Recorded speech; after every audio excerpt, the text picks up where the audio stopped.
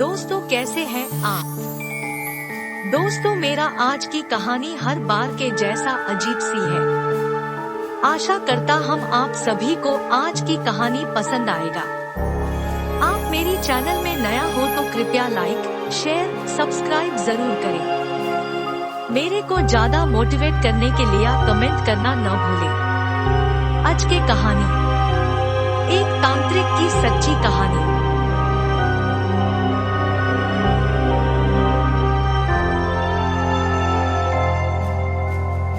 नवाज हुसैन की दोनों बेटियां अब शादी के काबिल हो चुकी थी। नवाज उसे अपने बेटे यूसुफ अली को दोनों बहनों की शादी की बात कहता है। नवाज हुसैन और यूसुफ अली फरजाना और यास्मीन के लिए रिश्ते तलाश करने लगते हैं। थोड़े दिनों में फरजाना और यास्मीन के लिए अच्छे रिश्ते मिल जाते हैं। यूसुफ अली बड़े धूमधाम से अपने दोनों बहनों की शादी करवाता है। दोनों बहनें विदा लेकर चली जाती है। यूसुफ अली की बहुत बड़ी जिम्मेदारी खत्म हो जाती है। यूसुफ अली अपना पूरा ध्यान अब तंत्र सीखने में लगाता है। यूसुफ अली तंत्र के बहुत सारे विद्या में माहिर हो जाता है। उसका सिर्फ एक ही लक्ष्य होता है, भूत प्रेत के तंत्र में महारत हासिल करना। एक रोज की बात है, यूसुफ अली अपने चाचा बिलाल के साथ एक गांव में जाता है। उस गांव की एक लड़की को एक शैतान ने पूरी तरीके से अपनी एक काबू में किया होता है।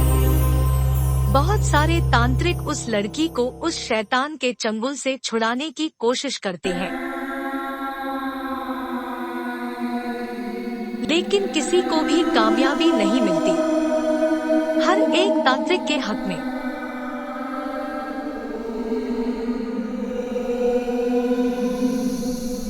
सिर्फ हार ही आ जाती है। लड़की के माँ बाप ने बिलाल और यूसुफ का बहुत नाम सुना था, इसलिए उन्होंने मदद के लिए इन्हें बुलाया था।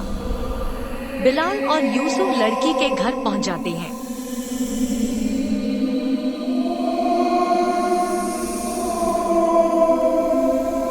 दिल वालों को ऐसी चीजों में महारत हासिल थी, लेकिन यूसुफ को इन चीजों की ज्यादा जानकारी नहीं थी। वह यहाँ अपने चाचा का साथ देने आया था।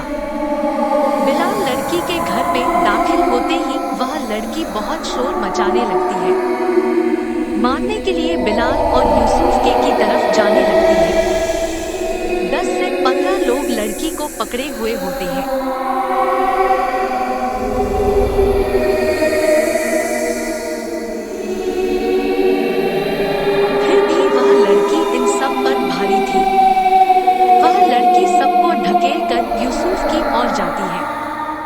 पास में पड़ा डंडा उठाकर वह लड़की यूसुफ के सर पर मारने वाली ही होती है। तभी बिलाल उस लड़की का हाथ पकड़ लेता है। कुछ मंत्र पढ़कर लड़की पर दम करता है। लड़की वहीं पर बेहोश होकर गिर जाती है। बिलाल लड़की के माँ बाप से कहता है, लड़की को बिस्तर पर सुला दो जब तक मैं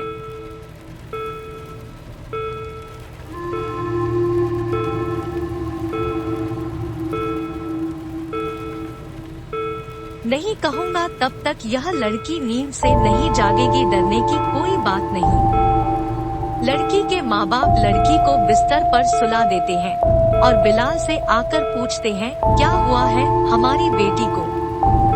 बिलाल कहता है, अभी तो मैं कुछ बता नहीं सकता, मुझे क्या हुआ है जानने के लिए थोड़ा वक्त चाहिए। बिलाल लड़की के पास जाता है, उसके सर पर हाथ रखकर कुछ मंत्र पढ़ता है। घंटे भर तक मंत्र पढ़कर वह लड़की पर दम करता रहता है। कुछ समय बाद बिलाल बाहर आकर लड़की के माँ बाप से कहता है, आपकी बेटी का क्या नाम है। लड़की के माँ बाप कहते हैं, हमारी बेटी का नाम सायरा है। बिलाल कहता है, कब से आपकी बेटी सायरा को यह तकलीफ है। सायरा के माँ बाप कहते हैं, 4 साल हो गए तब से उसे तकलीफ है। बहुत तांत्रिकों के पास लेकर गए, बहुत ही इलाज करवाया, लेकिन कोई फायदा नहीं हुआ। अब बस सारी उम्मीदें आपसे ही है। आप कुछ भी करके हमारी बेटी सायरा को बचा लो।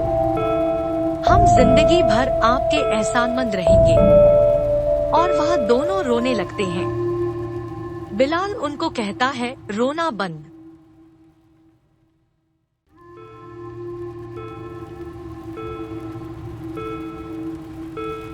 कीजिए, यह रोने का वक्त नहीं है। सायरा की जान खतरे में। अब वक्त हाथ से जा चुका है। उसे बचाना बहुत मुश्किल है। उसके जिस्म में एक बहुत खुखार शैतान रह रहा है। उसने पूरी तरीके से सायरा को अपने काबू में कर रखा है। आप सायरा को बचाना नामुमकिन के बराबर है। सायरा को मारकर वह शैतान उसे अपने साथ लेकर जाएगा। उस शैतान ने सायरा का जिस्म अंदर से पूरी तरह खोखला कर दिया है। अगर मैं तंत्र मंत्र का सहारा लेकर वह शैतान को सायरा के जिस्म से बाहर निकालने की कोशिश करूंगा तो सायरा का जिस्म मंत्रों की मार सही नहीं पाएगा और हो सकता है सायरा बर्दाश्त न कर पाकर दम तोड़ दिया। अब सायरा को बचाया नहीं जा सकता। मेरे सारे तंत्र उस खूंखार शैतान के सामने फेल है। मैं चाहकर भी सायरा की मदद नहीं कर सकता। अगर मैं उस खूंखार शैतान का सामना करने की कोशिश करूंगा तो मेरे प्राण भी संकट में पड़ जाएंगे। मुझे मेरी जान की कोई फिक्र नहीं, लेकिन यह सब करके भी सायरा को बचाया नहीं जा सकता। मुझे माफ कर दो, मैं आपकी कोई मदद नहीं कर सकता। बिलाल की यह बातें सुनकर सायरा के माँ बाप बहुत जोर जोर से रोने लगते हैं।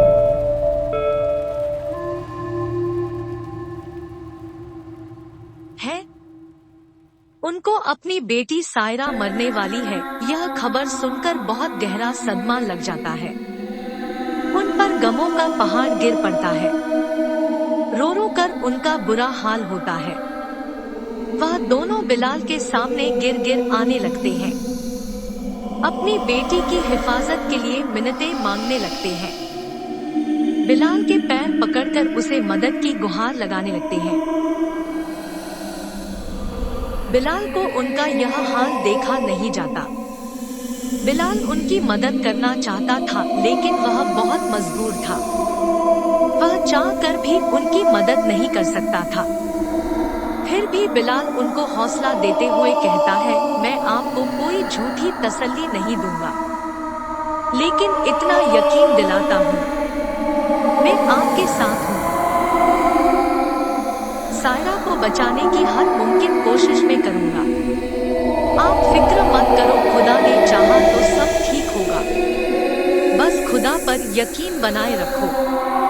बस खुदा से दुआ करते रहो, हमें सायरा को बचाने में कामयाबी हासिल हो। सायरा की मदद करने के लिए हमें यह जानना बेहद जरूरी है।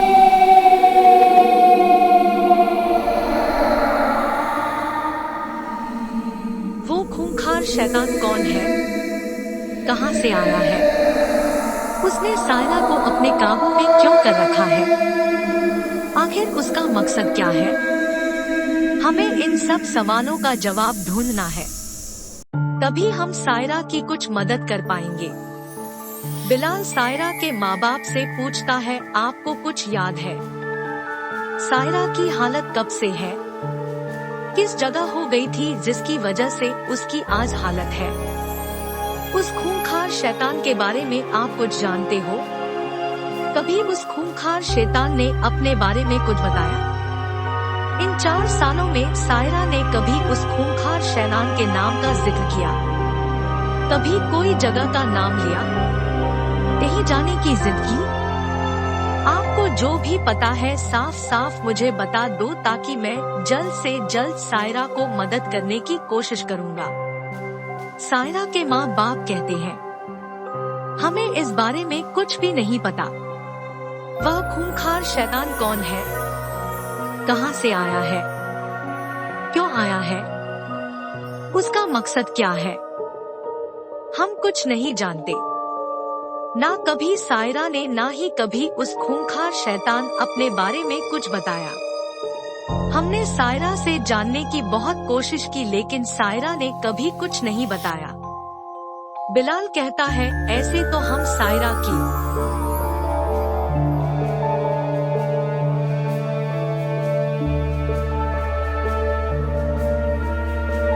मदद नहीं कर सकते।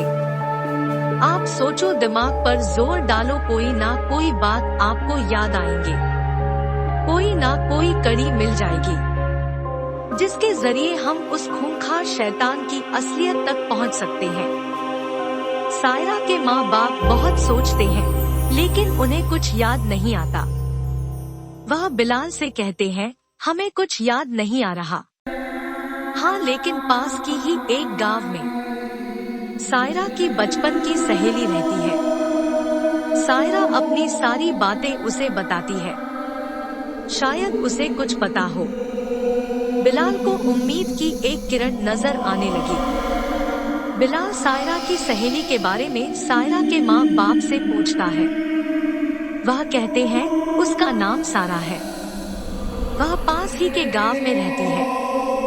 बिलाल सारा का पता लेकर यूसुफ अली के साथ वहां से निकल पड़ता है। दूसरे दिन और सारा के गांव में जाते हैं।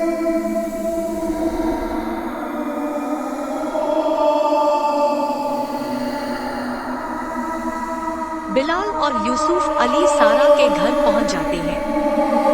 बिलाल सारा को सारी बात बता दिया था और पूछता है, इस बारे में तुम्हें कुछ पता है क्या? बिलाल का यह सवाल सुनकर सारा घबरा जाती है। वो घबराते हुए बिलाल से कहती है, मुझे इस बारे में कुछ नहीं पता, मैं कुछ भी नहीं जानती। बिलाल सारा का डर भांप लेता है।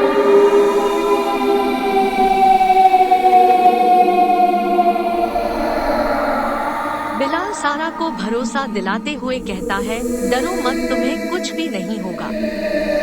सायरा की जान मुश्किल में है, अगर सायरा को बचाना हो, तुम जो जानती हो वह मुझे बताना होगा, तभी शायद हम सायरा को उस खूंखार शैतान से बचा पाएंगे। सारा खुद को संभालते हुए कहती है, मैं उस खूंखार शैतान के बारे में ज्यादा कुछ नहीं जानती, लेकिन इतना जरूर जानती हूँ, उस खूंखार शैतान ने कहाँ और कैसे काबू किया। सारा की यह बात सुनकर बिलाल को एक उम्मीद नजर आती है। वह सारा से कहता है, सायरा के साथ क्या हुआ मुझे बताओ। सारा कहती है, हम दोनों सहेली दूर के गांव में घूमने गए थे। वहाँ घूमते घूमते वहाँ हमें पास के गांव का पता चला। वह गांव बहुत सालों से बंद था। उस गांव में कोई आता जाता नहीं था। वह गांव भूतिया गांव के नाम से प्रसिद्ध था। हमने उस गांव के बारे में लोगों से पूछताछ की, जिससे भी हम पूछते वह डर के मारे भाग जाता।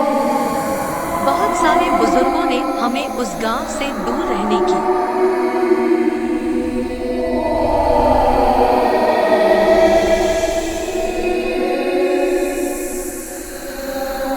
हिदायत दी, लेकिन हमें उस गांव के बारे में जानने की उत्सुकता थी। तभी हम दोनों ने मिलकर तय किया उस भूतिया गांव में जाने का। मैं बहुत डर गई थी। मैंने सायरा से कहा, उस भूतिया गांव में जाने का इरादा हम छोड़ देते हैं, वापस हम अपने गांव लौट जाते हैं। लेकिन सायरा ने मेरी एक नहीं मानी। उसके चेहरे पर डर बिल्कुल भी नहीं था। वह उस गांव में जाने के लिए बहुत उतावली थी। आखिरकार उसके जीत के आगे मैंने घुटने टेक दिए। हमने उस भूतिया गांव में जाने का मन बना ही लिया। दूसरे दिन पैदल हम उस भूतिया गांव की तरफ निकल पड़े। शाम हो गई। हमें उस भूतिया गांव तक पहुंचते उस भूतिया गांव में पहुंचने के बाद मेरी हिम्मत जवाब दे गई। मैंने सायरा से उस भूतिया गांव के अंदर जाने से साफ साफ मना कर दिया, लेकिन सायरा का इरादा पक्का था। वह अकेली ही उस गांव के अंदर चली गई। मैं सारी रात उस भूतिया गांव के बाहर ही रुकी थी। सायरा सुबह को बाहर आ गई, लेकिन वह पूरी तरह बदल चुकी थी। बकबक करने वाली सायरा बिल्कुल चुप हो गई थी। मैंने उससे बात करने की बहुत कोशिश की, लेकिन उसने मेरी कोई भी बात का जवाब नहीं दिया। मैं बहुत डर गई थी, सायरा को कुछ हो गया है। हम वापस आ गए। मैं डर के मारे किसी को कुछ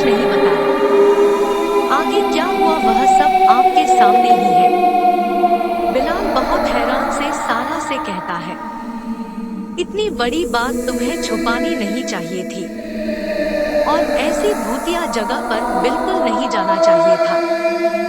वहाँ जाकर आप लोगों ने मौत को दावत दी है। तुम लोगों की बेवकूफी की वजह से सायरा मौत के बिल्कुल करीब है। कभी भी वो खूंखार शैतान सायरा को मारकर उसकी रूह को अपने साथ ले जा सकता है। बहुत ही बड़ी गलती की आप लोगों ने। अब इस गलती की कीमत सायरा को अपनी जान देकर चुकानी होगी। वक्त रहते तुमने सबको सच्चाई बताई होती तो शायद सायरा बच पाती। सारा तो अपने किए पर बहुत अफसोस होता है। सायरा बिलाल से कहती है, मुझे माफ कर दो, मैं बहुत डर गई थी। कोई मुझे इन सब का दोषी ना माने, इस डर से मैंने इतनी बड़ी सच्चाई को राज ही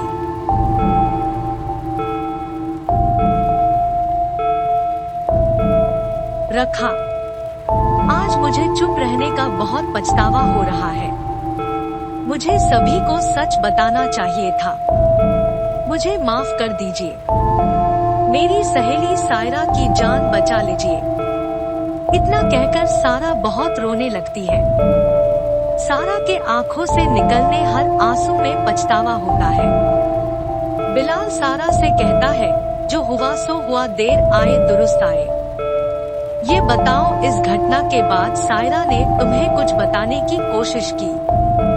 सारा कहती है, सायरा से मैं बहुत बार मिली लेकिन सायरा ने कभी किसी बात का जिक्र नहीं किया।